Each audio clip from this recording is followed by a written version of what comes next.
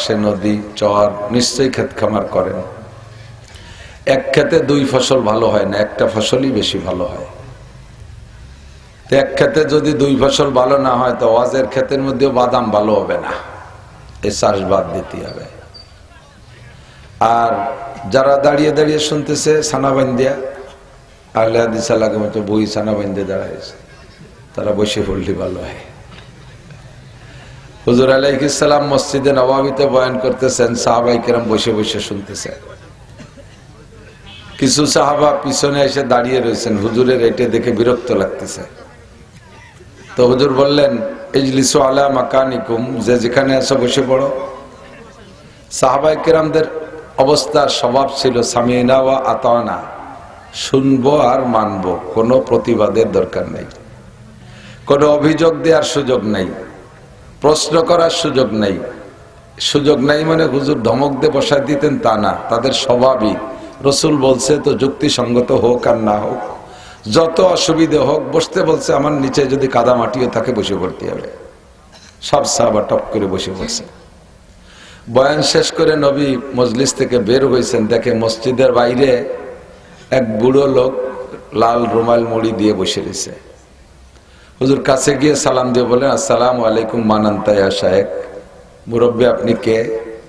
মাথা থেকে কাপড়টা সরাইয়া হুজুরের দিক তাকায় সালামের উত্তর দিয়ে বলতেছেন, ওয়ালাইকুম আসসালাম ইয়া রাসূলুল্লাহ, আনা আম্মুকা আব্বাস, ভাতিজা আমি তোমার চাচা আব্বাস বসে আছি।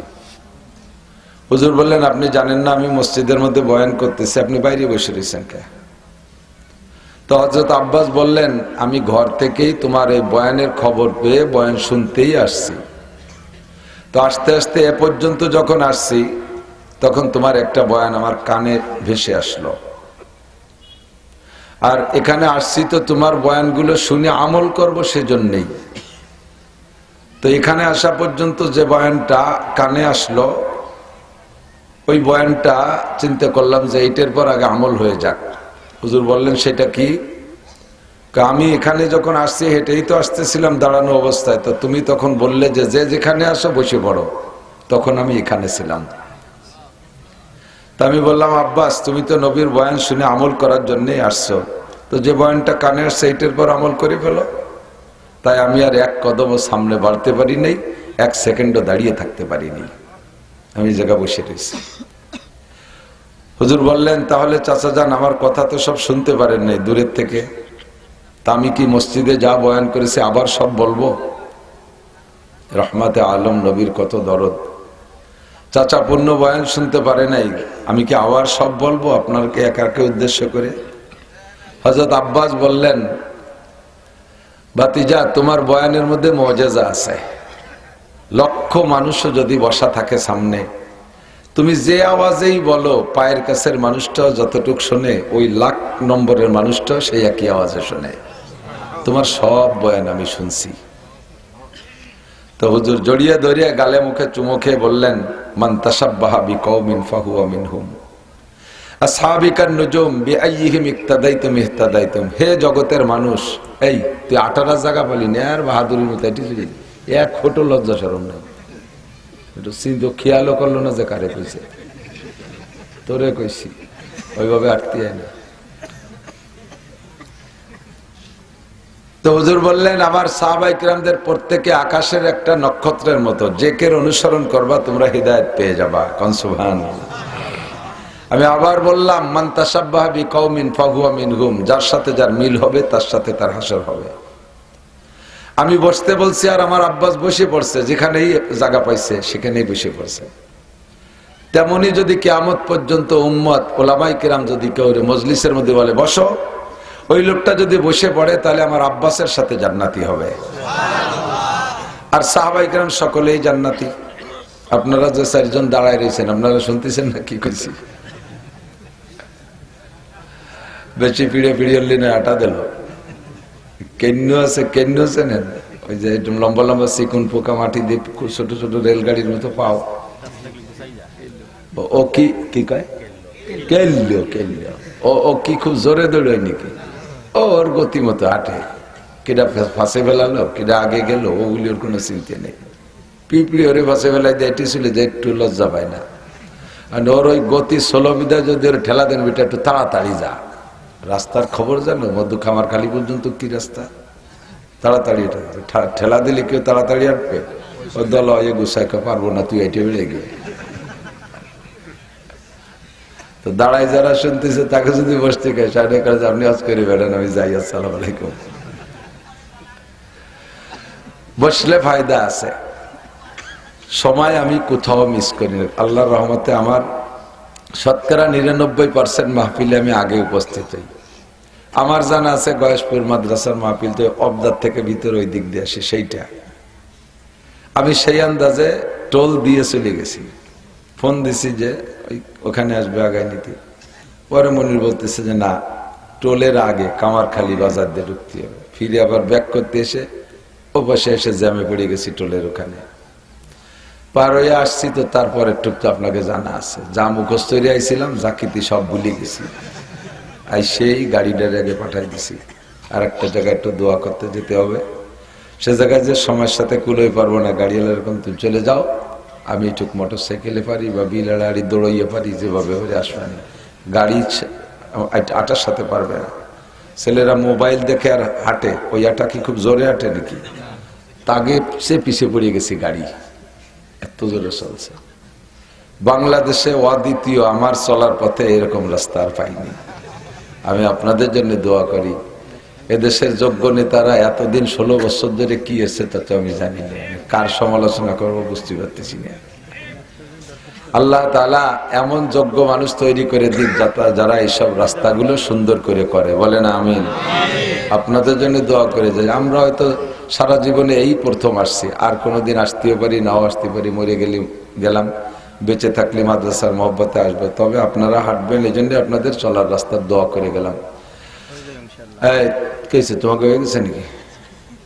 এরা কোন অন্য মাদ্রাসার? ও আচ্ছা আচ্ছা, অন্য মাদ্রাসার খেদমতের সাথে তোমরা এই কজন চলিয়ে যাবা, তাই এই যে মাঝখানের আসল জায়গা দখলে বইছো কেন? তোমরা আলির মধ্যে বসবো, সারি চলে যাবা। যেটুকু খালি হয়েছে আপনারা একটু আগে বসেন, আমি বেশিক্ষণ কষ্ট দেবো না ইনশাল্লাহ। আসেন সামনের দিকে আগে আসেন, একটু আগে আসেন। যারা আগাবেন তারা জান্নাতের দিকে আগাইলেন। আর যদি মনে করেন যে জান্নাত কিছু দূরই থাক, আমি একটু সরিয়ে থাকি, তাহলে থাকতে পারেন পিছনে। আর জান্নাতের আশায় আগে এসে বসতে পারেন। মুখতাসার কথা আমার দিক তাকান, আগেই বলে নেই, শরফুল মাকানে বিল মাকিন, আরবিতে একটা প্রবাদ আছে, শরফুল মাকানে বিল মাকিন। অবস্থানকারীর কারণে অবস্থানের দাম বাড়ে আর কমে। আল্লাহ, দামি একটা বস্তা, খুব ভালো দামি, শুধু বস্তার দামই ধরেন 5,000 টাকা। খেয়াল করতেছেন? দামি একটা বস্তা, বস্তার দামই 5,000 টাকা, কিন্তু ওর মধ্যে বর্ষের রাস্তার এই যে ফেলাইনি প্লাস্টিকের বোতল, ওই দিয়ে ভরে তুইছে বস্তাটা। বস্তা দামি, কিন্তু ভিতরে রাস্তা কুড়াইনে প্লাস্টিকের খালি বোতল। আর একটা বস্তা ছিঁড়া, কিন্তু তার মধ্যে পাকিস্তানি বাসমতি চাউল 300 টাকা কেজি। তো বস্তার দাম যদি ওইটা 5,000, কিন্তু ওর মধ্যে মাল তো প্লাস্টিকের ভাঙ্গা বোতল।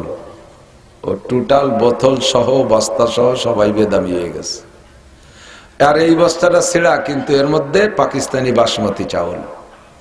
এবার এই বস্তাটার দাম বেড়ে গেছে, ঠিক না?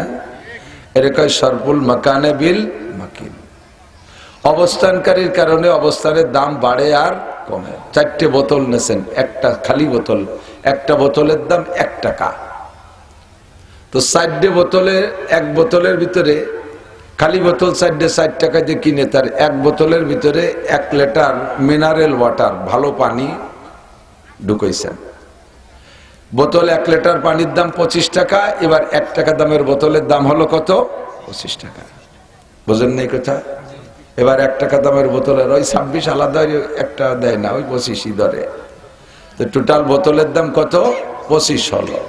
এই যে 1 টাকা দামের বোতলরে 25 টাকা বানাইলো, এটা কি বোতলের কারামতি না মালের কারামতি? মালের কারাম। ভিতরে মাল ঢুকছে, দাম বেড়ে গেছে, ঠিক না? আর একটা বোতলের ভিতরে 1 লিটার কেরোসিন তেল ঢুকাইছেন, ওর দাম 110 টাকা। এবার এই 1 টাকার বোতলের দাম কত হয়েছে? 110। শরফুল মাকানে বিল মাকিন, অবস্থানকারীর কারণে বোতলের দাম বাড়তেছে।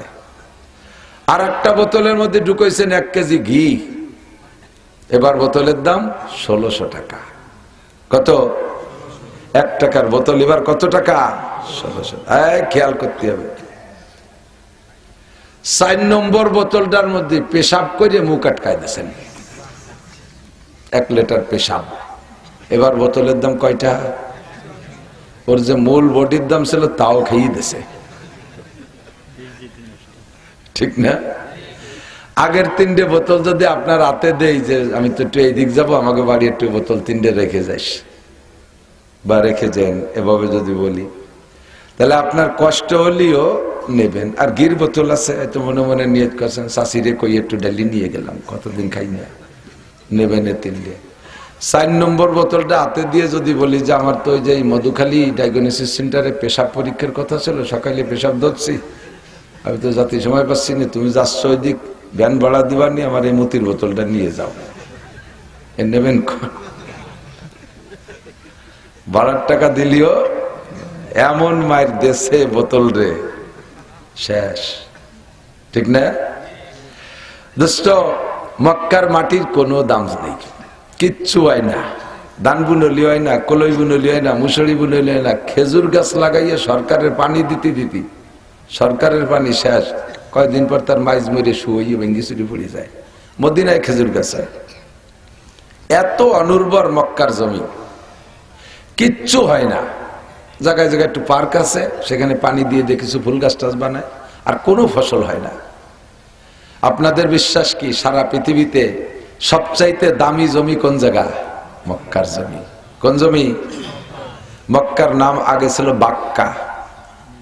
ইন্না আউওয়ালা বাইতুন উদিআ লিন-নাসি লাল্লাযী বিবাক্কাতা মুবারাকান ওয়া হুদাল লিল আলামিন।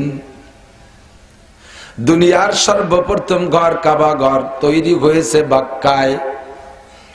কাবা ঘর মক্কা শরীফে প্রতিষ্ঠিত হওয়ার কারণে মক্কার দাম এমন, আল্লাহু আকবার, মক্কাতুল মুকাররমা, সারা পৃথিবীর সমস্ত মানুষের নজর মক্কার দিকে।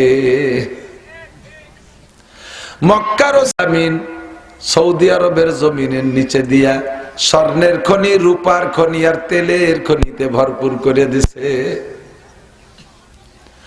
যতদিন কোরআনে কারীম নাজিল হয় নাই অতদিন পর্যন্ত মক্কা বাক্কা ছিল, কাবা ঘরের সম্মানে সম্মানিত ছিল। তবে দোস্ত, কোরআনে কারীম যখন থেকে নাজিল হয়েছে তখন থেকে মক্কার দাম 1000 কোটি গুণ বাইরে গেছে। অন্য আর কিছু না, একমাত্র ওর মধ্যে কোরআনে কারীম ঢোকার কারণে সেই বাক্কা এখন মক্কা শরীফে পরিণত হয়েছে। কতক্ষণ? আজকে যেমন একটা রাত, কালও তেমন একটা রাত। বছরে 365টি রাত আসে, 364টি রাতের এক অবস্থা। লাইলাতুল কদরে খায়রুম মিন আলফি শাহর।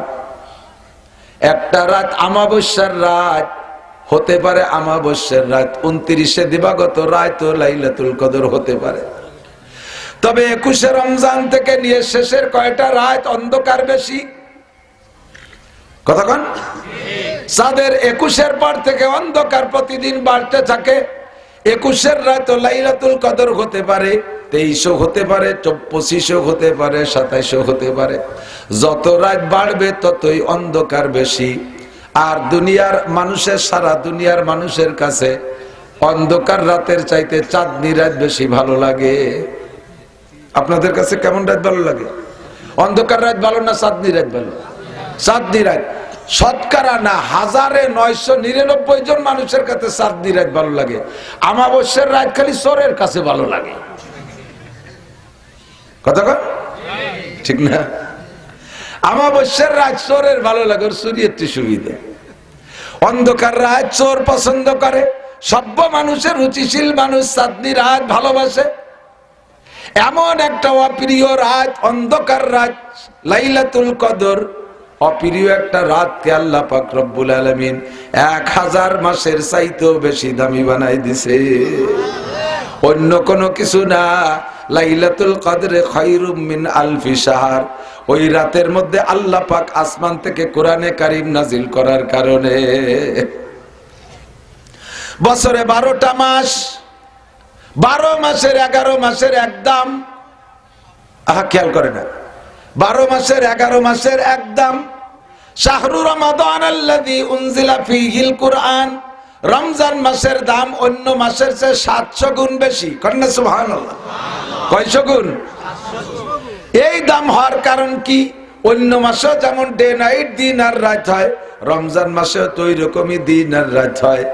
অন্য মাসে যে কয় ঘন্টায় 24 ঘন্টায় দিন রাত, রমজান মাসে 24 ঘন্টায় দিন রাত। রমজান মাসের এত দাম হওয়ার কারণ হলো শাহরু রমাদান আল্লাযী উনজিলা ফীহিল কুরআন, ওই মাসের মধ্যে আল্লাহ পাক কোরআনে কারীম নাজিল করেছেন, এর কারণে রমজান মাস দামি হয়ে গেছে। কন্যা সুবহানাল্লাহ।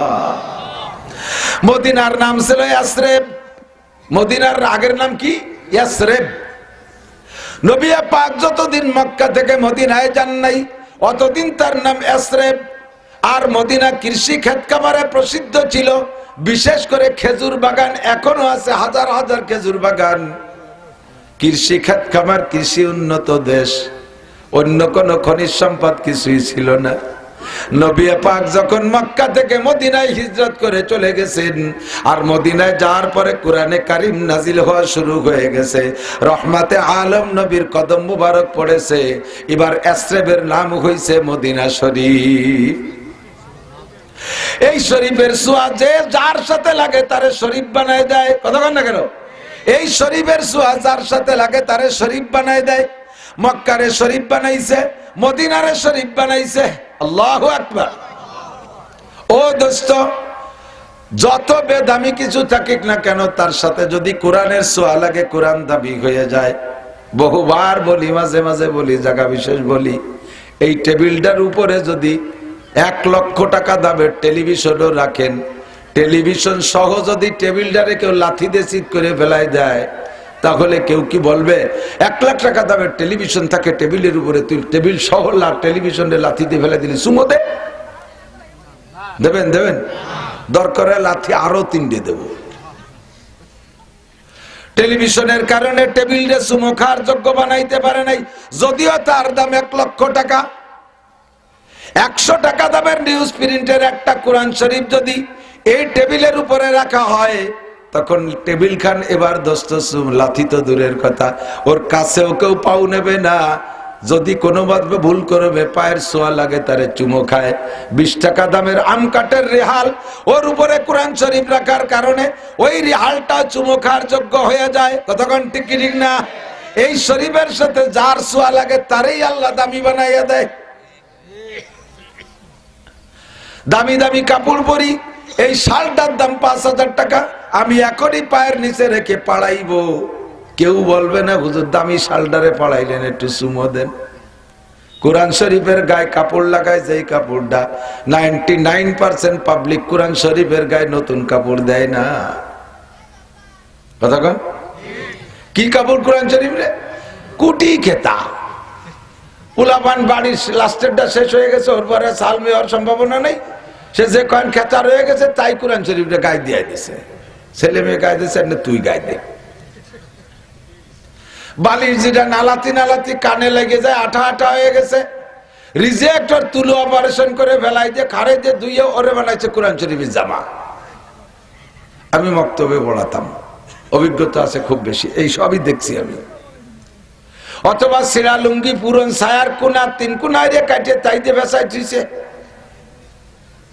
সবচেয়ে ভালো জামা দেখছি আমি একদিন, একটা মেয়া সে কোরআন শরীফ নিয়ে আসছে, দেখি ওর কোরআন শরীফের জামাটা বাড়ি সেটিং হয়েছে, দরিয়ে দেখতে বললাম যে তোরটা তো খুব সুন্দর হয়েছে, কি দিয়ে বানাইছিস? আমার ছোট বাটির হাফ প্যান্ট ছিঁড়ে গেছে, এক টাং খুলে বেলায় দিয়ে আরেক টাঙের মধ্যে বসে দিয়েছি কোরআন শরীফের জামা। কপাল পড়ছে মুসলমান, ও জামানা মে মুআজ্জাজ थे হামলে কুরআ होकर हमजलीलो खार हुए তারেকে কুরাহ কর।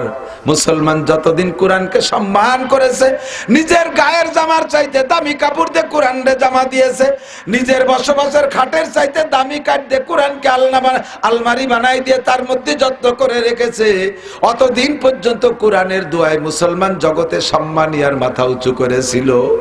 হামজলির খার হয়ে তারেকে কুরাহ কর। কোরআন শরীফে সায়াতে না বেসাইয়া দাও, পুরন বিলাউজে কোরআন শরীফে জামা দাও, পুলাপনের হাফ প্যান্ট সিরা ঠাঙ্গের ভিতরে কোরআন শরীফ ঢুকাইয়া দাও, আর পুরন বালিশের সিরা ব্যাগের মধ্যে কোরআন শরীফ রাখো। কোরআন শরীফই বদ্ধ করে কয়, আল্লাহ আমি অক্সিজেন পাচ্ছি না, দম বন্ধ হয়ে আসতেছে। এই বলি চিনির মধ্যে বানিয়ে তুই এর মধ্যে আম তুলি, তাই কাঁচা আম পাইয়ে পৌঁছে যায়, আর আমার এর মধ্যে আটকাইছে, আমার তো দম বন্ধ হয়ে আসতেছে। তুমি কি আর বলো? কয় যে রাখার কিছুদিন থাক, ওই বাড়িওয়ালারে আগে পোস্টিং করে নেই, তারপরে তোরে নেবানি। বাড়িওয়ালারে পোস্টিং করে প্রথম দেশে জেলখানায়, তারপরে দেশে হাসপাতালে, ওই জায়গা থেকে মারিয়ে কবরস্থানে পোস্টিং করছে, তারপরে কোরআন শরীফে পোস্টিং। ও মুসলমান, যারা এখানে বসা আছেন, আমি আল্লাহর কোরআন রে জামা গায়ে দিয়ে আসছি। কিয়ামতের ময়দানে উঠবেন হুফাতান উরাতান গরলা। একজন মানুষের পরনে কাপড় থাকবে না, প্রত্যেকটা মানুষ ল্যাংটা থাকবে, আর পায়ে কোনো জুতা স্যান্ডেল থাকবে না। সমস্ত পুরুষরা খাতনা দেওয়ার আগে যেমন ছিল এরকম থাকবে। এইভাবে উঠবে ল্যাংটা হইয়া। লজ্জায় মানুষ বেহুশ হয়ে যাওয়ার কথা ছিল। সিদ্দিকা আয়েশা বলেন, ওগো নবী, সবাই কি ওই জায়গায় ল্যাংটা থাকবো? হ্যাঁ, সবাই ল্যাংটা থাকবা। নবী আয়েশা বলেন, ওগো নবী, এইভাবে বাপ ভাইয়ের সামনে, আপন জনের সামনে মানুষের ভিতরে ল্যাংটা হয়ে থাকবো, কেমন লাগবে? হুজুর বলেন, আয়েশা রে, ওই জায়গা কেমন লাগার হুঁশ থাকবে না।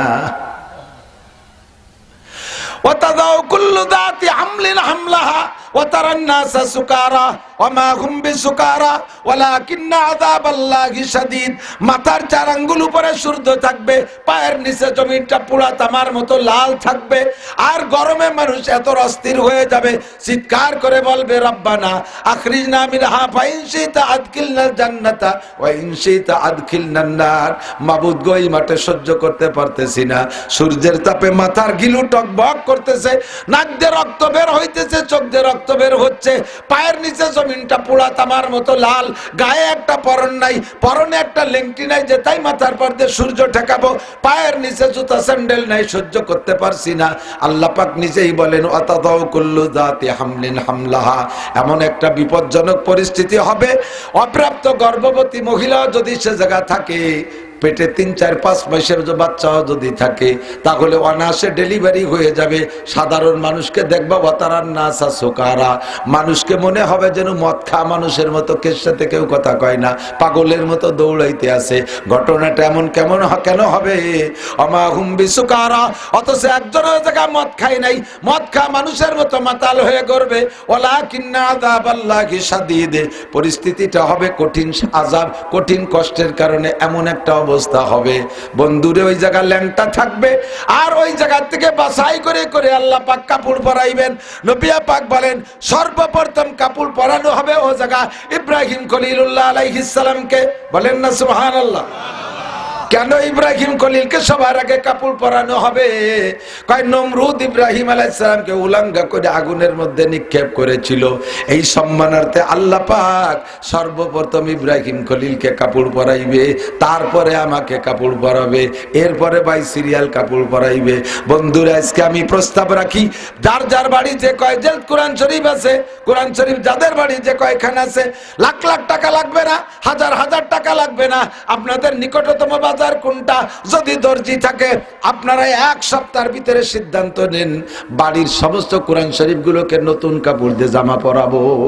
যারা আজকে কোরআন শরীফকে জামা পরাইবেন, কোরআন শরীফের দোয়ায় কিয়ামতের ময়দানে, ওই ময়দান থেকে ল্যাংটা পরিবেশ থেকে নিয়ে আল্লাহ প্রথম কাতারে আপনাদেরকে পোশাক পরাইয়া দিবে।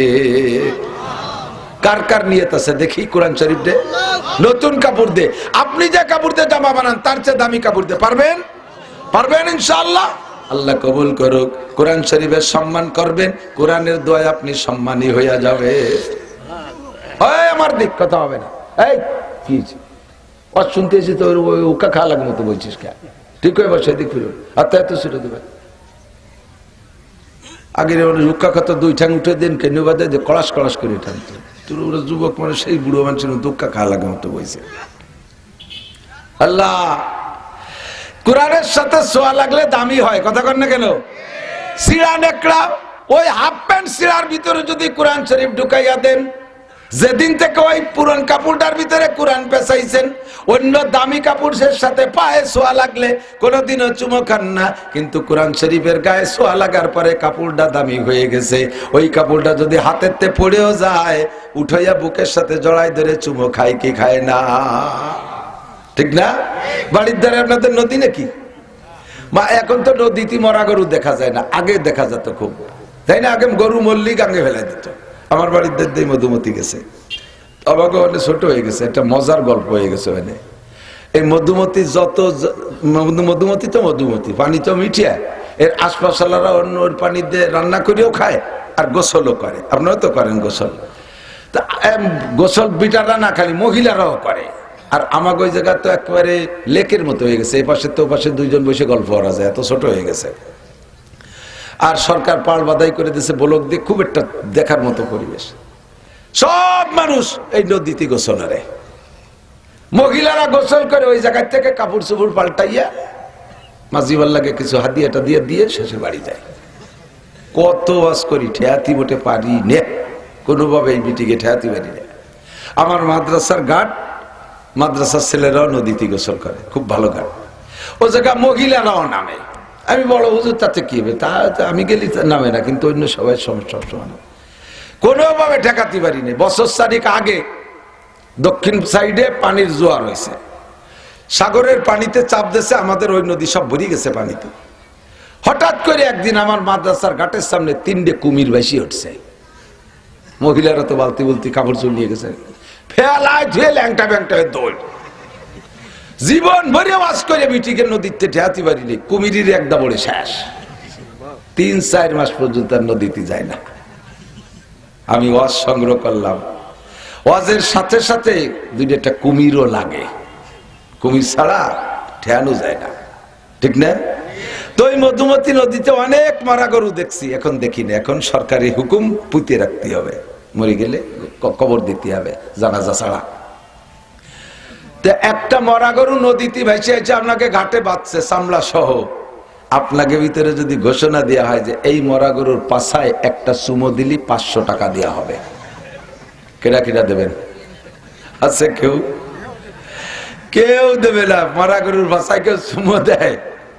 গন্ধই নেই, পাশেও নাই, ফলেও নাই, ফাটেও নাই, তারপর ওই মরা গরুর পাছায় কেউ চুমো দেবে না। যার গরু সে ওই গরুটারে বিশাল মোহাব্বত করত, কি যে আদর করত, তারও যদি কয় তুই একটা চুমো দে, তা দেবে না।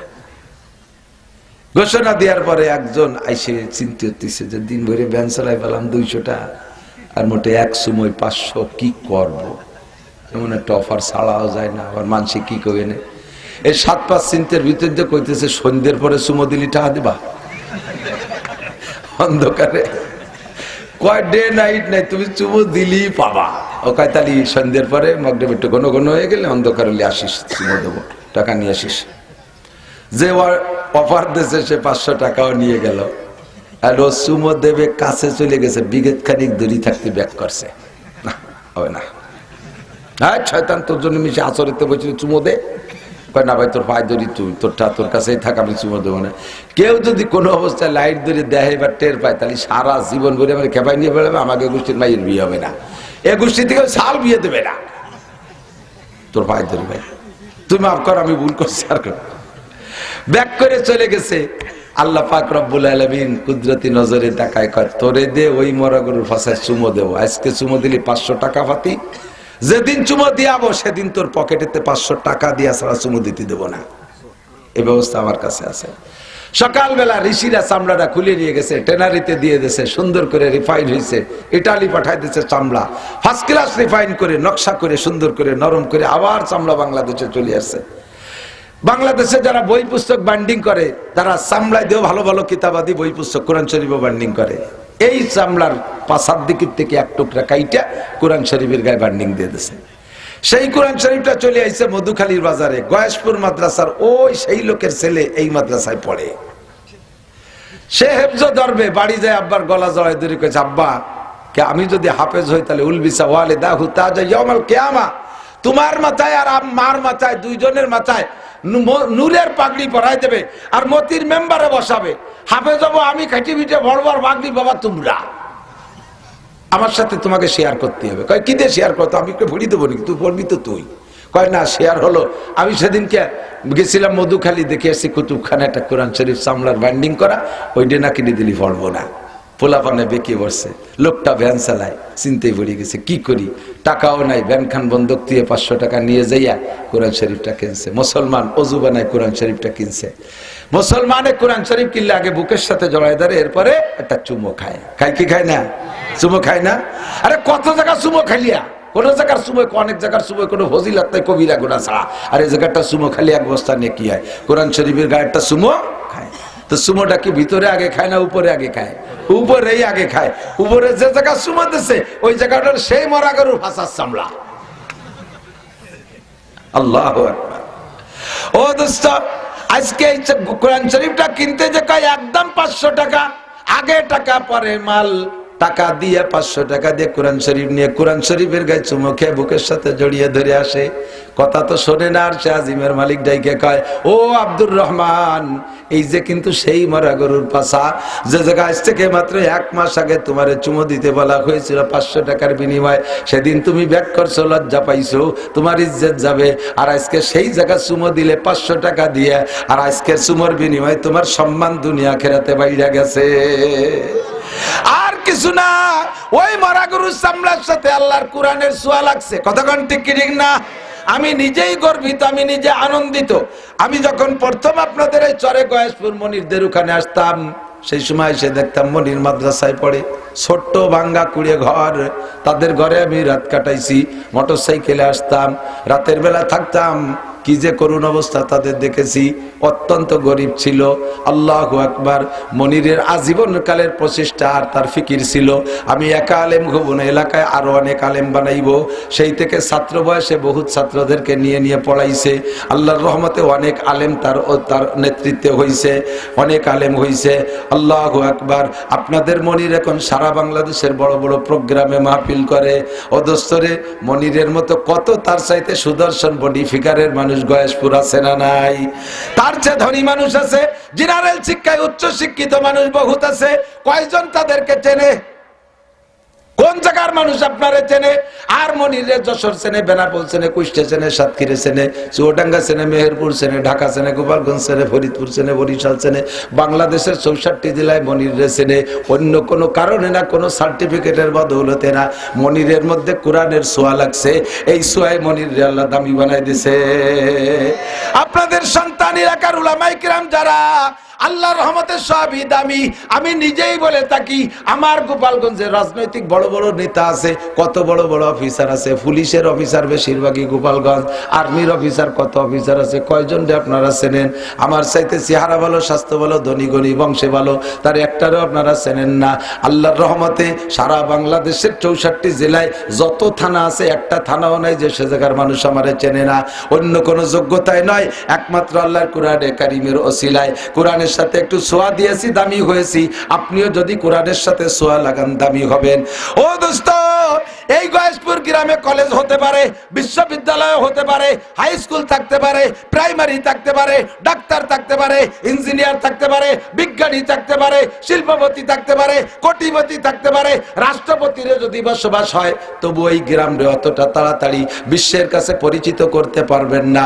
আল্লাহর কোরআনের প্রতিষ্ঠান মাদ্রাসার ওসিলায় যত তাড়াতাড়ি জাতির কাছে পরিচিত করতে পারবেন। এই যে দেখতেছেন ক্যামেরা লাগানো, এক্ষুনি সারা পৃথিবীর যত দেশে বাঙালি থাকে, সব বাঙালিরা দিন রাত মিলাইয়া আমার ওয়াজের টাইম নির্দেশ তারা লক্ষ্য করে তারা এই লাইনের দিকে বসে থাকে। এখনই তারা বিদেশ থেকে ওয়াজ শুনতেছে, আগামীকাল এরা এটাকে কমপ্লিট করে ছেড়ে দেবে। এদিকে জাপান চলে যাবে গয়েশপুরের নাম, ওদিকে আমেরিকা চলে যাবে গয়েশপুরের নাম। অন্য কোনো মাধ্যমে না, একমাত্র আল্লাহর কোরআনের ঘর মাদ্রাসার ওসিলায়। স্বীকার করবেন না? জোরে বলেন ঠিক কিনা? আরো জোরে। সমর্থনে আছেন? আমি আল্লাহর কোরআন পড়ে জিতছি। আমি ডাক্তার, ইঞ্জিনিয়ার, বিজ্ঞানী হইলে এই পরিমাণ পরিচিতি পাইতাম না, এত ভালোবাসা পাইতাম না।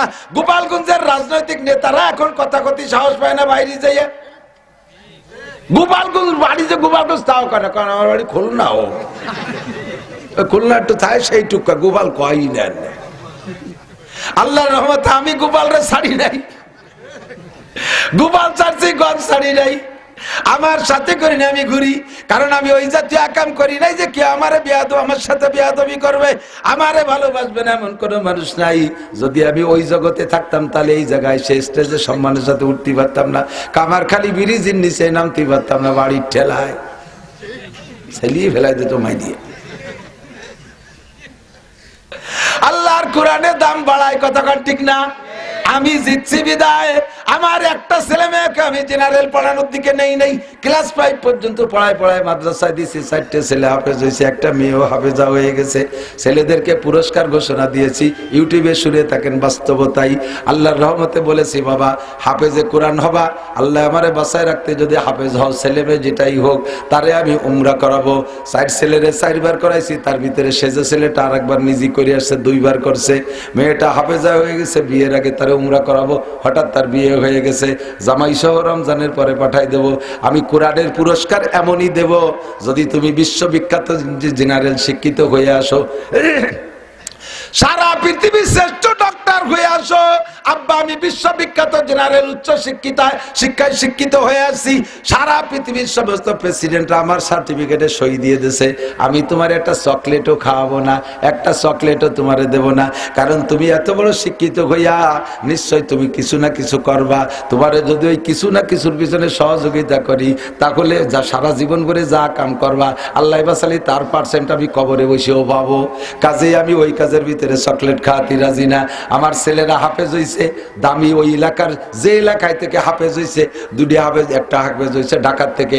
ঢাকার ভিতরে সবচাইতে দামি মিষ্টি যেটা আছে, 1 মণ মিষ্টি কিনে খাওয়াই দিছি। এরপরে যেটা যেখানে হাফেজ হয় ওই এলাকার সবচেয়ে দামি 400, 500, 700 টাকা দামের মিষ্টি কিনে খাওয়াইছি। কারণ আমার একটা বুঝ, আমি নিজে হাফেজ হইতে পারি নাই, আমি নিজে হাফেজ হইতে পারি নাই। আমার কারণে আমার আব্বা মা নূরের পাগড়ি পাবে না। আমার আর 3 ভাই হাফেজ, তাদের কারণে আমার আব্বা মা নূরের পাগড়ি মতির মেম্বার পাইবে, কিন্তু আমি হাফেজ না বিদায় আমি ওর থেকে বঞ্চিত। আল্লাহু আকবার। আমার 5টা ছেলে মেয়ে হাফেজ হয়ে গেছে, আমি 5টা পাগড়ি পাবো, ওর মাও 5টা পাবে, আমরা 2 জনে 10 খান চেয়ার পাবো, ঘুরিয়ে ঘুরিয়ে বসবো ইনশাআল্লাহ। পাল্টায় একবারে চেয়ার একবারও চেয়ার। আমারে এত বড় পুরস্কার কামাই করে দিল, তাকে আমি কেন দেব না, কেন দেব না? এই যে যারা হাফেজ হয়েছে তাদের আব্বাদের যদি তৌফিক থাকে, কয়জন? 8 জন নাকি 10 জন ছেলে হাফেজ হয়েছে, তাদের আব্বাদের যদি তৌফিক থাকে, আপনারা ছেলেদের উপযুক্ত পুরস্কার দেবেন, আর তাদেরকে যে উস্তাদরা দিয়ে হাফেজ বানায় দিয়েছে তাদেরকে সাধ্য অনুযায়ী হাদিয়া দেবেন। আমার ছেলেরা যেখান থেকে হাফেজ হয়েছে একেবারে পুরো মাদ্রাসার স্টাফ ধরে ওই বাজারে সবচেয়ে দামি কাপড় দিয়ে জামা, পাগড়ি, পায়জামা বানায় দিছি। আর বড় হাফেজ সাহেবরে আমি একবারে কি ওই যে ওয়াশিং মেশিন, কাপড় দেওয়া ওয়াশিং মেশিন দিয়ে দিছি। আমার ছেলেদের হাফেজ বানায় দিছে, এত বড় পুরস্কার কামাই করার সুযোগ আমারে দিয়ে দিছে। তারে আমি ঋণ শোধ হবো কি দিয়ে? ভারতের দারুল উলুম দেওবান মাদ্রাসার 50 বছরের মুহতামিম কারি তৈয়ব সাহেব রহমাতুল্লাহ আলাইহি, উনি দেওবান মাদ্রাসায় যখন পড়ে, মক্তবে যখন কোরআন শরীফ ধরছে, সেই সময় কোরআন শরীফ ধরার বিনিময়ে ওনার আব্বা দেওবান বাজারের সবচেয়ে বড় গরুটা কিনে জবাই করে উস্তাদদেরকে খাওয়াই দিছে। আমার ছেলেরই আল্লাহর কোরআন হাতে ধরাই দিছি। উরি কপাল, আমার নবীর মাধ্যমে এই কোরআন আসছে, গারে হেরাই থেকে আমার নবীর হাতেই কোরআন আসছে। 40 দিন ইতিকাফ করে আমার নবী এই কোরআন পাইছে। আল্লাহু আকবার। এই কোরআনের সাথে সোয়া লেগে মক্কা মদিনা দামি হইছে, সেই কোরআন আমার ছেলের হাতে দিছে। কি দিয়ে খুশি ব্যক্ত করবে? গরু জবাই দিয়ে খাওয়াই দিছে। আর যেমন শুকর আদায় করছে, আল্লাহ প্রতিদানও সেমন দিছে। ওই ছেলে বড় আলেম হইয়া দেশেই দেওবান মাদ্রাসার 50 বছরের মুহতামিম। বলবেন না সুবহানাল্লাহ? আর আমরা ছেলে মেয়ে কোরআন শরীফ ধরলে কি করি? 1 প্যাকেট বিস্কুট কিনে, বিস্কুটের কোনা ভুটোরের মধ্যে 10 টাকার নোট দিয়ে মসজিদের বাইরে দাঁড়াইয়া, হুজুর ক্যাশ ধরেন, হুজুর ক্যাশ ধরেন, ওরা কোরআন শরীফ দাঁড়াই দেন, ধরেন, মারিয়ে দিচ্ছে। ওর মধ্যে টাকাও আছে, দেখেন দেখছে কোনার মধ্যে 10 টাকা। আপনি আসেন তো, কারণ আমি হলো বিড়ি খাচ্ছি। উনি বাইরিতে বিড়ি খার, ওনাটারে কোরআন শরীফ ধরাই দেবে, সেই কোরআনে ওনারে কামাই রেখা হবে? কোনোদিনও না, কোনোদিনও না।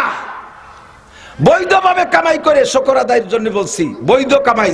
বাংলাদেশের যত বড় অফিসার হোক না কেন, সরকারি যত বড় অফিসার হোক, জেনুইন বেতনভুক্ত যারা সরকারি অফিসার, যত বড় সর্বোচ্চ বেতন পায় তো প্রেসিডেন্টও আমার 5 দিনের কামাইও পায় না সারা মাস ভরে, যদি বৈধ ইনকামে আসেন। তার আমি কোরআন পড়ে জিতছি, ঠগি নাই, আপনিও ঠকবেন না। মহল্লার ভিতরে যেই মহিলারা কোরআন শরীফ পড়তে পারে, যে মহিলারা পারে না তাদের বাচ্চারা কান্নাকাটি করলে দেখবেন ওই কোরআন পড়নেওয়ালি মহিলার কাছে নিয়ে যে আপা একটু ফু দেন, আপা একটু জ্বালিয়ে দেন, আপা একটু দেন, ওই মহিলাটার আলাদা সম্মান থাকে। ঠিক কি ঠিক না? স্কুলে 5 জন মাস্টার আছে, যেই মাস্টারটা কোরআন পড়তে পারে, বাকি বেকুরআনে 4 জন মাস্টার তাকে শ্রদ্ধা করে। এটা কোরআনের বদৌলতে, কোরআনের ওসিলায়। আপনিও কোরআন পড়েন। আল্লাহ রাসূল বলেন, খায়রুকুম মান তাআল্লামাল কুরআন ওয়া আল্লামা। আল্লাহর নবী বলেন, এই তোমাদের মধ্যে হাফেজ সাহেব সবচাইতে দামি, মাওলানা সাহেব সবচেয়ে দামি, মুহাদ্দিস সাহেব সবচেয়ে দামি। আল্লাহ রাসূল বলেন, খায়রুকুম, তোমাদের মধ্যে সবচেয়ে ভালো, তোমাদের মধ্যে সবচেয়ে ভালো মান তাআল্লামাল কুরআন ওয়া আল্লামা, যে ব্যক্তি কোরআন পড়ে আর কোরআন পড়ায়, ওই ব্যক্তি দামি। মূর্খ কৃষক জেনারেল লেখাপড়া জানে না, উনি যদি কোরআন পড়নেওয়ালা হয়, আল্লাহর কাছে একজন ডিসিএসপি ওসি টিওনো একজন সচিবের চাইতে ওই লোকটার দাম আল্লাহর কাছে বেশি। কথা বলেন ঠিক কি ঠিক না? কাজেই আমি কোরআন পড়ে নিজেকে দামি বানাইবো, সন্তানদেরকে দামি বানাবো। পাশাপাশি একটা কথা শুনে নে, এই এলাকার মানুষ সার্টিফিকেটের ভক্ত। কওমি মাদ্রাসায় বলি সার্টিফিকেট হয় না, চাকরি হবে না, বুড়ি কি এরিয়ে খাবে, কি যে চিনতে আমার দিক। চাকরি কওমি মাদ্রাসায় বললি হয় না, কলেজে বললি কয়সা স্যার হয়। চাকরির জন্য যা সমন্বয় আন্দোলন করিয়ে সারাটা দেশে আগুন লাগাইতেছো, তারপরে সে সমন্বয়ের আগুন নিভে যাওয়ার পরে সেই সমন্বয় করে যারা সমন্বয়ক না লাফাইছে যারা, তারা কি সবাই চাকরি পাইছে? কথা কন, সবাই পাইছে? ওই মাথায় 3-4 জন যাইয়ে তারা উপদেষ্টা হয়েছে, বাকি সবাই সেই আশা হাতের লাফাতি তালেই রয়েছে। তাই এ পাস করলেও চাকরি হয় না, বিএ পাস করলেও চাকরি হয় না, এমএ পাস করলেও চাকরি হয় না, বরঞ্চ এই জেনারেল লেখাপড়া একটা বেকায়দা আছে। মেয়েদের মতো মেয়েদের যত অল্প বয়সে বিয়ে দেওয়া যায় তত সহজে বিয়ে দেওয়া যায়, যত বয়স বাড়ে তত যৌতুক বাড়ে। 40 বছরের একটা বতি মাইয়ে, এরে বিয়ে দিতে গেলি বারা 10 লাখের কমায় না, ও বুড়ো তা কি ডানে আরো কাজে 1 বিঘা জমি লিখে দিতে হবে। কথা কন না কে? ঠিক না? 15-16 বছরে এক করে নকনকি তাজা মাইয়েটা এজেকের সাথে বিয়ে দিলি নেয়। অল্প বয়সে কম শিক্ষিত চাকরিতে যাবা, ঘুষ লাগবে না, কিসে যাবা, ইন্ডাস্ট্রিজের মধ্যে যাবা, পাট কলের মধ্যে যাবা, গার্মেন্টসে যাবা, কোনো ঘুষ লাগে না, লেখাপড়া কিছু জানে না, ঘুষ লাগে না। তুমি খালি ম্যাট্রিক পাস করে চাকরি ধরতে যাও 2 লাখ, আইএ পাস করে চাকরি ধরতে যাও 6 লাখ, বিএ পাস করে চাকরি ধরতে যাও 10 লাখ, এমএ পাস করে চাকরি ধরতে যাও 20 লাখ, বিসিএস পাস করে চাকরি ধরতে যাও 50 লাখ। যত বয়স বাড়ে তত যৌতুক বাড়তি তালে রয়েছে, যত বয়স বাড়ে তত দাম কমতিছে, যার কারণে বেস্তি কোটি খাটিক টাকা লাগে। আমার মৌলবী একটাও বেকার না, একটাও শিল্পপতি কোটিপতি না, আল্লাহর রহমতে কের কাছে না খাইও নেই, সুখে শান্তিতে আছে। আমার না খালি স্বাস্থ্য চেহারা খারাপ, এর কোনটা ছেড়ে দেয়, তেল কই কি সুন্দর দেখা যাচ্ছে, কি চেহারা আর কি স্বাস্থ্য দিয়েছেন। খাওয়ারও অভাব নাই, মসজিদে ইমামতি করতে গেলি তো আল্লাহর রহমতে পেট বেঁধে রাখতে বেল্ট লাগে আলাদা। 30 দিন 30 বাড়ি খাবার, যে বাড়ি যেদিন খাবার মহিলা সেদিন স্বামীরে কয়, দেখো হুজুর মাসে মোটে একটা দিন তুমি যেন ওই পোল্ট্রি মোল্ট্রি কিনে আনো না, 2 কেজি গরুর গোশ আনো, আর ওই পাঙ্গাস পুঙ্গাস হুজুর খায় না, কিন্তু তুমি কটা পারলি কই মাছ কিনে নিয়ে এসো, একটা শৈল মাছ নিয়ে এসো, একটা কদু নিয়ে এসো। আর ডিম আমার মুরগিতে পারছে, সে ডিম কি আল্লাহ, এত বড় ডিম, 1 ডিম পারতে 2 মুরগি লাগে, এইরকম বাঘা বাঘা ডিম কোয়েন্তে জোগাড় করছে আল্লাহ জানে। 7-8 যে বাড়ি যায় সে বাড়ি ওইরকম খাবার। বাড়িওয়ালা 29 দিন খাইছে ডাল ডুল কদু মধু দিয়া, হুজুর যেদিন আইছে সেদিন বাড়ির কড়কড়ি মোরগটা জবাই দিয়ে, কড়কড়ি মুরগিটা জবাই দিয়ে খাই দিছে। এইভাবে হুজুরি খাওয়া ভালো, আবার বেতন আল্লাহর রহমতে যা পাচ্ছে তাতে কোনো অসুবিধা নাই। বিড়ি খায় না, সিগারেট খায় না, পান চাটা একটু খাইলে তা এলাকার মুসল্লিরা বিল দিয়ে দেয়। মহল্লার 2-3 জন বিদেশ থাকলে পারা, তারা রুমাইল পাঠায়, জামা পাঠায়, ঈদের সময় বকশেষ পাঠায়, সব মিলে ভালোই আছে। প্রত্যেক হুজুর 2-4 কাঠারি বছরে রাখতেছে। আর জীবন বই দিয়ে লেখাপড়া সে বড় সার্টিফিকেট কামাই করছে বস্তা বইয়া, খেজুর গাছ কাটা গাছিকে মতো ব্যাগ হয়েছে, যে গাছিকে ব্যাগ দিচ্ছে না, গাছিরা ব্যাগ বাঁধে, যে মাজায় বাঁধে পিছন বাড়ে, এখন ব্যাগ হয়েছে সব সে গাছিকে ঠুনির মতো। ওই বইটা সার্টিফিকেট দিয়ে জায়গা যে সানা বাঁধতে দাঁড়াইছে, ও জায়গা যে কাঁচা দিয়ে দাঁড়াইছে, কেউ সিল দেয় না। তো অবলীয় চাকরি হয় না, অবলীয় চাকরি হয় না। বাকি অবলীয় দুনিয়া হতে পারে কিছু, কিন্তু আখেরাত শূন্য। আর অবলীয় দুনিয়া কম হইলে আখেরাতে পূর্ণ। কথা বলেন ঠিক ঠিক না? খায়রুকুম মান তাআল্লামাল কুরআনা ওয়া আল্লামা। ভুল বুঝবেন না বাজান, ভুল বুঝবেন না। পড়তে দেবেন তাও ভালো ডারে দেবেন, একবারে যেটা মেধাবী সেই ডারে দেবেন। পাম্পট্টি দিয়ে একটু মাদ্রাসায় দুই ডারে রাজি হচ্ছি, তাহলে কোন ডারে দেয়? ওটারে তো সালমান শাহর মতো দেয়, তুই জেনারেল পড়। ওটারে তো দেখা যাচ্ছে সেনা প্রধানের মতো, ওয়াকারুজ্জামানের মতো, তুই পড়তে থাক। ওটার আরটা লাস্টে যেটা খোলা পঙ্গু কানা আটা দেয়, রাস্তা দিয়ে চলে যায় খালের মধ্যে। চায় দক্ষিণ দিক, দেয় উত্তর দিক, গলা শূন্য, পেট মোটা, মাথা সাইকেলের সিটির মতো তিন কুনা, ফাঁসায় গোষ্ঠ নেই, বগলে বাজ বাজে, আটা লাগে, শরীর খুঁচাই খুঁচাই। আব্বা তুমি যাও হক্কানি হুজুর হইয়া আসো। কে এত হিংসা? কে এত হিংসা? কে বাগানারে দেবেন ফজলুল করিম হবে চরমুনার পিসাব। কথা কথা কেন? মেধাবী ডারে দেবেন সাইকুল হাদিস আল্লামা আজিজুল হক হবে। মেধাবী ডারে দেবেন বডি ফিগার যেটা ভালো আল্লামা মামুনুল হক হবে। ভালো মানুষ বাড়াইতে হলে ভালোটা, কুড়া বঙ্গু কানে হেমা টেমা ট্যাংরা টুংরু হুজুর হয়ে আসো। সকালাটা আলিপে ভর্তি পারে না, অন্ধটারে দেশে 30 বারে মুখস্থ। অন্ধ হবে দেখছেন না? কত বড় জুলুম চিনতে হতে পারে। ওই বাড়ি যেটা চৌকালা, সে আলিফ বেও ভর্তি পারে না, কানাডারে দেশে তুই 30 পারা হলিয়াই গেল। এসছে জুলুম হয়। কত হিংসা করো তুমি ধর্মরে, কত হিংসা করো তুমি ধর্মকে। ভালো করে মনে রেখো, যে কডারে বড় বড় বানাইছো, লেখাপড়া শিখে আল্লাহ বাসালি ইটালি, ফ্রান্স, অস্ট্রেলিয়া, আমেরিকা চলে যাবে, তুমি আর থুয়ে যাবে ওই যে কি যেন কয় বুড়ো বুড়িরা থায়, কি কয় বৃদ্ধাশ্রম।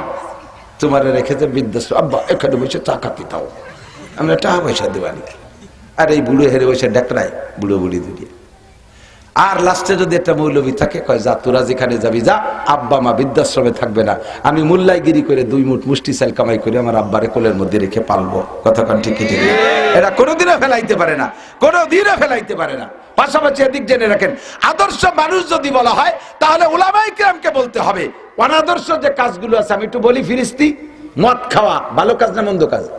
গাঁজা, এবা, ফেন্সিডিল, হিরোইন, চুরি, ডাকাতি, লুচ্ছমি, অ্যাসিড মারা, তারপর অপহরণ, ধর্ষণ, টোন মারা, মন মারা, রাস্তা মারা, কাল মারা, বিজিএফ কার্ড মারা, পঙ্গু ভাতা বেঁচে খাওয়া, বয়স্ক ভাতা বেঁচে খাওয়া, বিধবা ভাতা বেঁচে খাওয়া, রাস্তায় রশি টানে মোটরসাইকেল কাটিয়ে নেওয়া, রাস্তায় গাছ কাটিয়ে ফেলাইয়া প্রাইভেট কার ডাকাতি করা, এই কাজগুলো ভালো না মন্দ?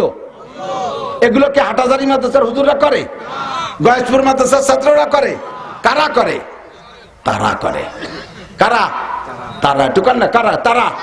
তারা তারা জাগে বস্তা বইরে সার্টিফিকেট, আবার নাম দেশে শিক্ষা জাতির মেরুদণ্ড। কোন শিক্ষা জাতির মেরুদণ্ড দুদু? শিক্ষা জাতির মেরুদণ্ড ঠিক আছে, যেই শিক্ষা দিয়ে এই সমস্ত আকাম করে, যে এত বড় এই সমস্ত রাস্তার মাল মারি না, খালি বেলা রাস্তার এই দুরবস্থা হয়। এই রাস্তার মাইল খাইছে, ব্রিজ খেয়ে ফেলে। কত কয় টাকা? রাস্তা ব্রিজ খেয়ে ফেলাইছে, রাস্তার খুয়াই পিকেট পিকেট সব খাই ফেলাইছে। যেই শিক্ষা দিয়ে এইগুলো মারি খায়, সেই শিক্ষা জাতির মেরুদণ্ড না। যেই শিক্ষা দিয়ে দেশের চোখা লাগে সামনে টাকা নিয়ে কানাডা বিল্ডিং বানায়। বুঝেন নাই? আমাকে সবাই চোখ আছে না, আমাকে সোহে দুলো দিয়ে টাকা নিয়ে, সেই টাকা নিয়ে কানাডা বিল্ডিং বানিয়েছে। কানাডা মানে দেশের নাম কানাডা। চোখা লাগে সামনে টাকা দিয়ে কানাডা বিল্ডিং বানায়। যে শিক্ষার গরম দিয়ে, সেই শিক্ষা কোনোদিন জাতির মেরুদণ্ড হতে পারে না। ও শিক্ষা জাতির মেরুদণ্ড ভাঙ্গা হাতুর, মেরুদণ্ড ভাঙ্গা হ্যামার, গুঁড়ো গুঁড়ো করে ফেলাইতে দেশে আগুন জ্বালাই দিছে সমস্ত ওই গোষ্ঠী। আমার হাটহাজারী হুজুর জীবনও টন মন মারে না, আমি জীবনেও ঘুষ খাই না, আমি কোনোদিনও ওই রাস্তার পিস খোয়া বাইরে খাই না। আমার ছাত্ররা কোনোদিনও মদ গাঁজা এবা খায় না। বলতে পারবেন মাদ্রাসার ছাত্ররা এবা গাঁজা ফেন্সিডিলের ব্যবসা করে? বলতে পারবেন? এরা আব্বার গলার পর রামদাও দরিয়ে মদের টাকা চাইছে? বলতে পারবেন? বাপরে কোনোদিনও গলায় গামছা দিয়ে বলে যে আমার মোটর সাইকেল কিনে দিবি, এখনই 2 লাখ টাকা দেয়, নালিপাড়া কিন্তু তোর গলা চেয়ে মারিয়ে দেবো। একটা মাদ্রাসার ছাত্র সম্পর্কে ইতিহাস নাই, কিন্তু ওই ইতিহাস ওনাদের জন্য যথেষ্ট আছে। সুসন্তান যদি পাইতে হয়, আল্লাহর কোরআনের সোহবতে কোরআন পড়ায় সুসন্তান কামনা করতে। ঠিক কি ঠিক না? আল্লাহু আকবার। তো দোস্ত, আপনারা এই গয়েশপুর মাদ্রাসা পাইয়া খুশি না বেজার? সত্যি অন্তর থেকে ছেলে পড়াবেন, ছেলে পড়াবেন, নুরানিতে মেয়েদেরকে দেবেন। শিক্ষার গুণই আলাদা। আর বলে থাকি মাঝে মাঝে, পরে ডাক্তার হবে, ইঞ্জিনিয়ার হবে, দোষ নাই। সবগুলোরে হুজুর বানালি তো ডাক্তার হবে না কারা? এই প্রশ্ন তো ভিতরে ঘুরতেছে, কিন্তু কোথাও সুযোগ পাচ্ছেন না। আমি প্রশ্নের উত্তর দিয়ে দিই। হ্যাঁ, ডাক্তারের দরকার আছে, ইঞ্জিনিয়ারের দরকার আছে, ব্রিজ বানাবে, কালভার্ট বানাবে, বড় বড় বিল্ডিং বানাবে, এর জন্য ইঞ্জিনিয়ারিং পড়তে হবে। তবে জীবনে শুরু দিয়ে তারে কোরআন শরীফ পড়াই দেন, শুরু দিয়ে কোরআন শরীফটা পড়াই দেন মাদ্রাসার থেকে। এই কোরআন পেটে থাকলে ও ডাক্তার ইঞ্জিনিয়ার যাই হোক জাতির হক নষ্ট করবে না, ওটা নষ্ট হবে না। কতক্ষণ ও ঘুষখোর হবে না, ও চোর হবে না, ডাকাত হবে না, লুচ্চ হবে না, দেশের অর্থ সম্পদ তারা নষ্ট করবে না। কোরআনের সবকটা আগে থাকতে হবে। আমার একটা বাস্তব উদাহরণ দেখেন। এই আগে, এখন তো সবই ধনী হয়ে গেছে, এখন তো পান্তাভাত কেউ খায়ও না। না, পান্তাভাত খায়নি কে? খুব কম, খুব কম। কেউ যদি শখে হয়তো সব বছরে একবার পয়লা বৈশাখে চারটে খালি খায়।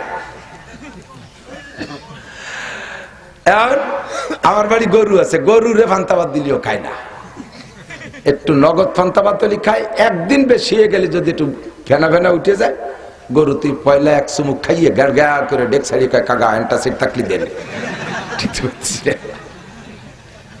গরু তুইও খায় না। তা আমাদের ছোটবেলায় অভাব দেখেছি স্বাধীনের পরে, মানুষের মূর্খ কৃষকরা, বাবারা দিক থাকেন, আপনার কৃষক বাবারা সাক্ষী দেন, সকালবেলা তো বেশিরভাগই পান্তা খাইতেন, ঠিক না? পান্তা ভাত তো আর গরুর গোশ বোনাই দিয়ে ডেলি খাওয়া হতো না, ইলিশ মাছ ভাজা ডেলি জড়তো না, কাঁচামরিচ আর পিঁয়াজ, কাঁচামরিচ আর সকালবেলা কাঁচামরিচ আর পিঁয়াজ দিয়ে পান্তা ভাত খাইয়ে মাঠে গেছেন, কাজকাম করে আসছেন। দুপুরবেলা এসে দেখেন যে বাড়ি ভালো ভালো খানা, তাও পেট ভরে খাইছেন। তো দুপুরবেলা ভালো ভালো তরি তরকারি যাই খান না কেন, সকালবেলা যে পান্তা ভাত খাইছেন, সন্ধ্যের আগে একটা ডেক সারছেন, ঘাড় ঘাড় করে ডেক সারছেন, তাদের যে পিঁয়াজের গন্ধ বার হয়েছে। কি ব্যাপার? সে পিঁয়াজ খালাম কোন সকালে, এই সন্ধ্যের সময় পরে দিয়ে মাঝে এত ভালো খালাম, তার ডেক গেল কোন? পিঁয়াজের ডেক বেরিয়ে গেল। দিনের শুরুতে যেটা খাইছো ওর প্রভাব সারাদিন থাকে। মাঝে বিরিয়ানি পোলাও খালিও সে তার কাছে পরাজিত হয়ে যায়, মগলুব হয়ে যায়। তোমার ওই সকালবেলা পিঁয়াজের ডেক তুমি রাতভর দিতে থাকবা, পরের দিন সকালে রাত পর্যন্ত পিঁয়াজের ডেক বেরোবে। দিনের শুরুতে যা খাওয়াই দেওয়া হয় তার প্রভাব সারাদিন যেমন থাকে, জীবনের শুরুতে কোরআন খাওয়াই দেন, সারা জীবন ভরে ডাক্তার ইঞ্জিনিয়ার বিজ্ঞানী যাই হোক, ডেক ছাড়লি সে কোরআনের জ্ঞান বেরোবে।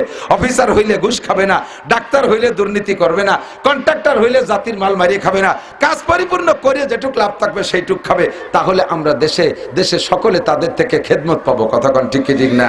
চেয়ারম্যান হলে ভালো চেয়ারম্যান হবে, মেম্বার হলে ভালো মেম্বার হবে। জানেই আপনাদের পাশেই আছে ওই যে মুসাফর ইউনিয়ন, মুসাফরি মৌলানা ওসমান গনি মুসাফরি চেয়ারম্যান, গরিব মানুষ, মাত্র ৮২,০০০ টাকা খরচ হয়েছে চেয়ারম্যান হতি।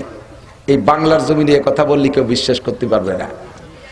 মাত্র অনলি আমি তার কাছ থেকে শুনছি, মাত্র ৮২,০০০ টাকা চেয়ারম্যানই খরচ হয়েছে। আর তার এগেনস্টে যিনি ফেল করছেন তিনি কমপক্ষে ৩০ লক্ষ টাকা খরচ করছে। সে এই যে চেয়ারম্যানই করতেছে, শুনিয়ে দেখেন এলাকার মানুষের কাছে একদুল পরিমাণ বদনাম নাই। হেদায়েতুল্লাহ আজাদের চেয়ারম্যানই শুনে দেখেন, ওলামায়ে কিরাম চেয়ারম্যানই করে, কারে কয় চেয়ারম্যানই। একই সময় প্রেসিডেন্ট ইরশাদের সময় মন্ত্রী ছিলেন আমাদের যশোরের মনিরামপুরের মুফতি ওয়াক্কাস সাহেব। তো মন্ত্রীদের মাসিকভাবে টিএ বিল টিল ইত্যাদি ইত্যাদি একটা হিসাব হয় না, তো টিএ বিলটা দেখতেছে, এক মন্ত্রীর ১০ লাখ, এক মন্ত্রীর ২০ লাখ, এক মন্ত্রীর ৫ লাখ, যে যেমন করছে তার সেরকম। মুফতি ওয়াক্কাস সাহেব মন্ত্রী, উনি ছিলেন ধর্মমন্ত্রী, উনার টিএ বিলের ভাউচার করছে ৩৫ টাকা। আর খেয়ালরে নেই যে জায়গা ১০ লাখ, ২০ লাখ, ৩৫ লাখও আছে আর এক মন্ত্রীর, আর সে জায়গা উনার টিএ বিল মাত্র ৩৫ টাকা। ইরশাদ সাহেব বলতেছে, হুজুর কি এরছেন আপনি? কয় যে স্যার আমি তো এই সংসদে আসি হলো বাইসাইকেল চালাইয়া, তা কয়টা লিক সারতি যা লাগছে তার বেশি আর লাগেনি, কয়টা লিক সারতি যা লাগছে তার বেশি। যদি এইরকম মানুষ ওই জায়গা বসাইতে পারেন তাহলে দেশে সুখ শান্তির আশা করতে পারবেন। নইলে কি হয়েছে, গুরবামিরো সাগজিরো মুশেরা দরবা কুনাদ, গুরবামিরো সাগজিরো মুশেরা দরবা কুনাদ, ইচুনিয়ার কানে দৌলত মুলকে রাবি রাকুনাদ। আরিসার ঘাটে, দৌলত দিয়ার ঘাটে তো গেছেন ২-৪ বার, গেছেন না? যা মানুষ আছেন না ওখানে, ওই যে খোলা হোটেলে কি সুন্দর ভাজা মাছ, ইলিশ মাছ, তারপরে পদ্মার মাছ, এরপরে ড্যাক ভরা গরম গরুর গোশ, কত তা দেখছেন না? আর হোটেলের মালিক একা দিন বইরে বেচা কিনা হচ্ছে, ওতে একটু জরুরত মরুরত হয়, বেচা কিনা করতে করতে হাবাই গেছে। এখন এই হোটেল থুয়ে একটু বাথরুমে যাবে, তাই বা কার কাছে থুয়ে যাবে, অমন রানিং গার্ড। তো দেখতেছে যে বিলেই বসা, একটা বিলে রেখে, বিলে আমি একটু বাথরুমে যাচ্ছি, ভাজা মাছগুলোর দিক তুই খেয়াল রাখিস। গোশের আড়ির দায়িত্ব দেবে কারে দেয়? কুত্তরটা মুরাকাবা করতেছে, ওরা ডেকে করলে তুই গোশের আড়ির দিক খেয়াল রাখিস। চাউলির বস্তা, আটার বস্তা বড় বড় 2 দূর আছে, তোরা দূরের দিক লক্ষ্য রয়েছে, আমি একটু বাথরুম নিতে আসি। উনি ঘন্টা খানিক বাথরুমের কাটায় আসতে পারে, আইসে কি পাবে কোনোটা? বিলেতি থাল ধরে নিয়ে গেছে, বাজাও আছে। কুত্তায় গোছের হাড়ি ধরে নিয়ে গেছে, ইন্দুরি আন্ডারগ্রাউন্ডে বাংকার খুঁজে সে বস্তার তল দিয়ে হুটো দিয়ে দেখতে পারে নিয়ে গেছে, টানেল দিয়ে বারে নিয়ে চলে গেছে। কোন সরকার প্রশংসা কামাই করতে পারবে না, কিচ্ছু পারবে না। প্রত্যেক সরকারের মূল যিনি থাকেন তিনি অতটা খারাপ না, যত খারাপ আমরা বলি অত খারাপ না, কিন্তু তার অধীনস্থে এইরকম বিলে এরকম কুত্তা এরকম ইঁদুর লেগে রয়েছে শত শত, যার কারণে গোশের হাড়ি ধরে নিয়ে যায়, বাঁচা মাছের প্লেট ধরে নিয়ে যায়, আর বস্তার থেকে আন্ডারগ্রাউন্ডে সব চুরি করে নিয়ে যায়, ঠিক না? এই বিপদ থেকে যদি বাঁচতে হয় তাহলে ওই গোষ্ঠীর হাত থেকে ছুটাইতে হবে। দলমত নির্বিশেষে যদি এই সিদ্ধান্ত কোরআন এবং সুন্নাহকে সামনে রেখে যদি দেশকে পরিচালনা করে, তাহলে আওয়ামী লীগও যদি করে তাহলে সে প্রশংসিত হবে, বিএনপি করলে সে প্রশংসিত হবে, জাতীয় পার্টি করলে সেও সুন্দর হবে। যদি কোরআন সুন্নাহকে বাদ দিয়ে কেউ দেশকে নিজের কায়দায় আর ওই পশ্চিমা গডফাদারদের পাছাটা হইয়া দেশ চালাইতে যায়, জীবনে কোনোদিন সুনাম কামাই করতে পারবে না, আল্লাহর রহমত আসবে না, জমিনের থেকে বরকত আসবে না। কথা বলেন ঠিক ঠিক না? আল্লাহ তাআলা যদি এমন একটা সুযোগ আমাদেরকে দেন, তাহলে আপনি কি কোরআন আর হাদিসে একটা ভোট দেবেন? কারা কারা কোরআন আর হাদিসকে ভোট দেবেন? ইনশাআল্লাহ দেবেন, ইনশাআল্লাহ। আল্লাহ যেন কবুল করে, বলেন আমিন। শুধু আপনাদের কাছে দোয়া চাই, এই ভোট যদি 3 মৌলবী 13 দল হয় তা ভোট দেবো কারে? এটা আরেক জ্বালা রয়েছে। 3 মৌলবী 13 দল, মামুন চাবাইছে একদিক দিয়ে চাই, উনি জাতি না জাতি চরমনায় হুজুর আছে আর এক দিক দিয়ে চাই, হুজুর তো দুইটাই কম না, কারে দেব? তাহলে ওই দিয়ে দরকার নাই, নৌকো দানে শেষি মেরে দিই, তাই তো করবে না কিয়া? সব হুজুর মিলে একই আছেন। ডাক্তার শফিক সাহেব জামাত ইসলামের আমির, উনি আলাদা আইছেন, তেনারও তো ভালোই দেয়া যায়। তাহলে কোন দলে ভোট দেবো? 3 মৌলবী 13 দল, তাই দিয়ে দরকার নেই, ভোট দেবো নৌকো দানের শেষ। লাস্টে আমরা ছাগলের 3 নম্বর বাচ্চা ফালাই টালাইয়া বান বাগে পাবো না, ভিতরে ভিতরে দিয়ে চলে যাবো, ফাঁসা শু হয়ে যাবে। যে দুটো বান বাগে পায় না পিছনেতে, ওরা ওকে ফাঁসাই কি গোস্ত হয় নাকি? যে দুটো খাইছে তারা খেয়ে দিয়ে মোটা হয়ে কানাডায় বিল্ডিং বানাবে, আর আমাকে ভাষা শুয়ে যাবে, আমরা কানাডায় থাকবো দেশের মধ্যে। একটু দোয়া চাই যাতে হুজুররা এক হয়ে আসতে পারে, বলেন আমিন। আপনারা রাজি আছেন তো? রাজি আছেন তো? আল্লাহ কবুল করুক, বলেন আমিন। আরেকটা আয়াত পড়ছি, একটু বলে দেই। ইন তাজতানিবু কাবাইরা মা তুনহাউনা আনহু নুকাফির আনকুম সাইয়্যাতিকুম ওয়া নুদখিলকুম মুদখালান কারীমা। আল্লাহ পাক বলেন, হে দুনিয়ার মানুষ, সম্মানের সাথে যদি আমার দিক সম্মানের সাথে যদি জান্নাতে যাইতে চাও, মুদখালান কারীমা, এর মানে হলো সম্মানী প্রবেশ। একই জায়গায় প্রবেশ দুইজনে দুই রকম করে। একজনকে কোলে কইরা ফুলের মালা গলায় দিয়ে ঢুকোয়, সাথে সাথে আর একজন গলা ধাক্কাতি তার ওর মধ্যে নেয়। দুইজনের ঢোকা কিন্তু একরকম না, একই রুমের মধ্যে 2 রকম ঢোকা হয়। আল্লাহু আকবার। আল্লাহ পাক বলেন, জান্নাতের মধ্যে তোমাকে ঢুকানো হবে মুদখালান কারীমা, সম্মানিত প্রবেশ পাইবা তুমি। শর্ত হলো ইনতাজতানিবু কাবায়ের, যত কবিরা গুনাহগুলো আছে যদি তুমি ছেড়ে দিতে পারো, যত কবিরা গুনাহ আছে ছেড়ে দিতে পারো, নুকাফির আনকুম সাইয়্যাতিকুম, তোমার জীবনের সমস্ত সগীরা গুনাহ আমি আল্লাহ তাআলা বিনা তওবায় ক্ষমা করে দেব। এ মুসলমান, আমার দিক তাকাও, কবিরা গুনাহ ছেড়ে দাও। কবিরা গুনাহ যত আছে, 1 নম্বরে শিরকি গুনাহ করব না, আল্লাহর সাথে তার সিফাতের সাথে তার জাতের সাথে কেউরে শরীক করব না। ছেলে দেয় আল্লাহ, মেয়ে দেয় আল্লাহ, খাওয়ায় আল্লাহ, পড়ায় আল্লাহ, বাঁচায় আল্লাহ, মারে আল্লাহ, সম্পদ দেয় আল্লাহ, গরিব বানায় আল্লাহ, চেয়ারম্যান বানায় আল্লাহ, কেড়ে নেয় আল্লাহ। সবকিছু কার পর সুপর্দ করতে হবে? আল্লাহর কাছে। পিসাবে কিছু করতে পারে না, পীরে ছেলে দিতে পারে না, কথা কান না কেন? খাজা বাবা কিছু দিতে পারে না। মহিলারা বাবার দরবারে মান্নতের গুরু, হারাই গেছে মুরগি, মুরগিটা ডিম পাড়ে, মুরগি হারাই গেছে, কাঁদতে কাঁদতে মুরগিটা পালি, এটা খাসি কুরবানি দেবো। মুরগির দাম কয় টাকা, খাসির দাম কয়টা মনে নাই, মান্নতের সময় মানি ফেলেছে। বিপদে পড়ছে, কয় বাবার দরবারে ছাগল দেব। আল্লাহ কয়, তোর বাবার মতো ছাগল নাই, তুই তার কাছে এবার ছাগল দাও কে? ও তো ফাটা, দাড়ি মজতে দেখ ফাটা হয়ে গেছে। খাজা বাবার কোনো ক্ষমতা নাই, পীরের কোনো ক্ষমতা নাই, জিন্দা পীরেরও ক্ষমতা নাই, মুর্দা পীরেরও ক্ষমতা নাই। কতক্ষণ শিরিক থেকে থেকে মুক্ত থাকবেন। কোনো বাবার দরবারে, খাজার দরবারে, মাজারে যাবেন না। এমনকি রসুলের দরবারে মান্যত করাও শিরিক। আল্লাহ নবীর নামে মান্যত করলে মুশরিক হয়ে যাবেন। মসজিদের মাদ্রাসার নামে মান্যত করলে মুশরিক হয়ে যাবেন। কোনো পীরের দরবারে মান্যত চলবে না। একমাত্র বিশ্বাস রাখবেন, মানতে হলে কিছু আল্লাহর নামে মান্যত হবে। মান্যত হবে আল্লাহর নামে। দান করব আল্লাহর নামে, নামাজ পড়বো আল্লাহর নামে, রোজা রাখবো আল্লাহর নামে। আল্লাহ কয় ওয়ালা ইউশরিক বিইবাদাতি রাব্বিহি আহাদা। তুমি কোন ইবাদতের ব্যাপারে রবের সাথে কেউ শিরিক করবা না। তার মানে যে কাজ করবা, ওমা উমিরু ইল্লা লিয়াবুদুল্লাহ মুখলিসিনা লাহুদ্দিন, ইখলাসের সাথে আল্লাহর নামে ইবাদত করবা। দান করবা আল্লাহর নামে। দানের পর মারহাবা কামনা করবা না। আমি এত টাকা দিলাম, আমার নামটা কইল না, মারহাবা দিল না। তাহলে এই মারহাবার লোভে যদি করেন, আপনি শিরক মুশরিক হয়ে গেছেন। ইবাদতের মধ্যে শিরিক ঢুইকা গেছে। এক পয়সার অনেক পাবেন না। মসজিদ করে দিয়েও জায়গার নাম নেম প্লেট লাগবেন না।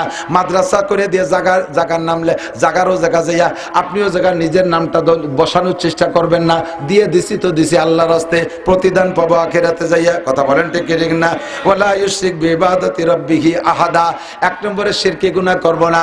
দুই নম্বরে কুফরি গুনাহ করব না। কুফরি হলো আল্লাহর নিয়ামতের শুকর না করার নাম কুফরি। আমারে ছেলে মেয়ে ভালো দেশে কে? বলেন আলহামদুলিল্লাহ। আমার টিউবওয়েলে ভালো পানি দেশে কে? ভাই আমি পাইপ না পুতলি, আল্লাহ আমারে বাড়ি খাওয়াই দিয়ে যেত। আল্লাহ কয় তোমার চাইতে বেশি পাইপ পুতা লাগে, টিউবওয়েলের পানি ছাগলের সেনার মতো লাল। তোমার দ্বারে এত সুন্দর নদীর পানির মতো বানাইছি, এটা তোমার টিউবওয়েলের পাইপের কারামতি না, এটা আমি আল্লাহর রহমতের বরকত। ভালো পানি হয়েছে টিউবওয়েলে আলহামদুলিল্লাহ। ছেলে মেয়ে ভালো লেখাপড়া করছে, বলেন আলহামদুলিল্লাহ। এ জায়গা নিজের কোনো ক্রেডিট জানবেন না। জমিনে ভালো ফসল ফলছে, আমি ফলাইছি, সার ওষুধ দিছি, পানি দিছি, তাই হয়েছে। এ বললে আল্লাহ বড় কষ্ট পায়। আল্লাহ কয় তোমার চাইতে বেশি দিয়েছে যারা, তাকে আমি ফসল দেই নেই। তুমি সামান্য দিছো, তাও আমি দিছি। কাজে এই জায়গা তোমার কোনো হাত নাই। সর্বময় ক্ষমতার মালিককে বলি আলহামদুলিল্লাহ। দুই নম্বরে কুফরি গুনাহ করব না। তিন নম্বরে বেদাত করব না। বহু বেদাতের মধ্যে আছেন, যারা বেদাতের মধ্যে আছেন, বেদাতের এমন একটা স্বভাব আছে যে বেদাত করে তারে যদি বিদাত ছাড়তে বলা হয়, ওই লোকটার এমন ভাবে ক্ষিপ্ত হয়ে যায়, আমার পীর করে আইছে, তুমি আবার কোন জায়গাতে আসলে? আমরা জীবন ভরে এই সিলসিলাই করি, তুমি আবার কোন জায়গাতে আসলে? এই স্বভাবটা বাদ দিতে হবে বাবা। পীর সাহেব করুক আর কোনো কেউ করুক, ওগুলো আমার দলিল না। কোরআন আর হাদিসে যদি আমার বেদাত চোখে আঙ্গুল দিয়ে ধরায় দেয়, আমি বেদাত ছাড়তে জন্য প্রস্তুত থাকবো। কতক্ষণ রাজি আছেন না? ইনশাআল্লাহ। আপনাদের দূরে যাওয়া লাগবে না। আপনাদের মনির, আপনাদের মাদ্রাসার শিক্ষকরা, উলামায়ে কেরাম আল্লাহর রহমতে সহিহ কোরআন হাদিস জানে, তাদের কাছে শুনে শুনে বেদাতগুলো ছাড়বেন। গীবত করা বেদাত, কবিরা গুনাহ। মিথ্যা অপবাদ দেওয়া কবিরা গুনাহ। মিথ্যা কথা বলা কবিরা গুনাহ। জিনা করা কবিরা গুনাহ। আলটালা কবিরা গুনাহ। জাল দলিল কবিরা গুনাহ। সর দখল করা, পরের জমি দখল করা কবিরা গুনাহ। পরের জমি কাইটে আনা কবিরা গুনাহ। চুরি ডাকাতি কবিরা গুনাহ। দাড়ি কাটা কবিরা গুনাহ। বিড়ি সিগারেট কবিরা গুনাহ। বেপর্দা করা কবিরা গুনাহ। টাকনুসিয়া পুরুষরা প্যান্ট পাজামা লুঙ্গি পরা কবিরা গুনাহ। এই সব কবিরা গুনাহ থেকে